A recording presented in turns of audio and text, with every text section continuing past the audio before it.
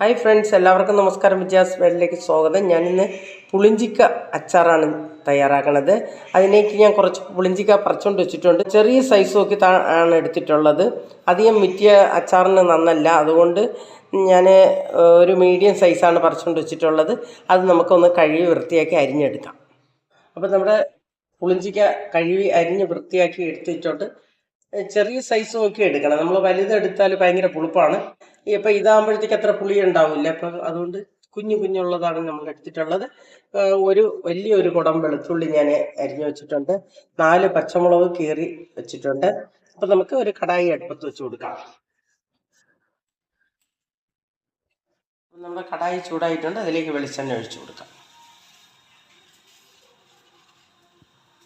കടുക് ഇട്ട് കൊടുക്കാം. നമുക്ക് കടുക് നന്നായിട്ട് പൊട്ടിയിട്ടുണ്ട്. ഇതിലേക്ക് നമ്മൾ അരിഞ്ഞു വെച്ചിരിക്കുന്ന വെളുത്തുള്ളി ഇട്ട് കൊടുക്കാം.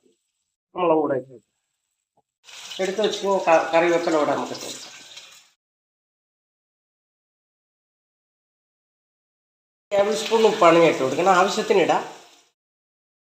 ചോദിച്ചിട്ട് നമുക്കിതിലേക്ക് എടുത്ത് വെച്ചിരുന്ന പുളിഞ്ചിക്ക ഇട്ടു. നമ്മുടെ പുളിഞ്ചിക്ക നന്നായിട്ട് ഒന്ന് വാടണം.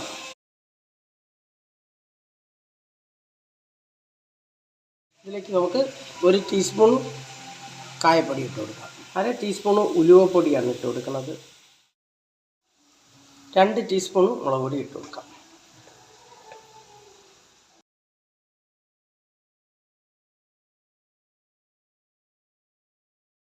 അച്ചാർ ഇവിടെ റെഡി ആയിട്ടുണ്ട്. ഞാൻ സ്റ്റൗ ഓഫ് ആക്കുകയാണ്. ഒരുപാട് എരിവ് അങ്ങോട്ട് ചേർത്തിട്ടില്ല. എരിവ് ആവശ്യത്തിന് ചേർക്കാം. ഇവിടെ നമ്മൾ ഉപയോഗിക്കുന്നതുകൊണ്ട് ഒരുപാട് എരിവ് വേണ്ട. കുഞ്ഞുങ്ങൾക്കല്ലേ, അപ്പം എരിവ് കുറച്ചാണ് ഞാൻ വെച്ചിട്ടുള്ളത്. എരിവ് ആവശ്യത്തിന് ചേർത്തോളാം. എങ്കിലും എരിവുണ്ട്. ഇന്നത്തെ പുളിഞ്ചിക്ക അച്ചാർ ഇവിടെ റെഡി ആയിട്ടുണ്ട്. ഈ വീഡിയോ എല്ലാവർക്കും ഇഷ്ടപ്പെട്ടെങ്കിൽ ലൈക്ക് ചെയ്യുക, ഷെയർ ചെയ്യുക, സപ്പോർട്ട് ചെയ്യുക. നന്ദി, നമസ്കാരം.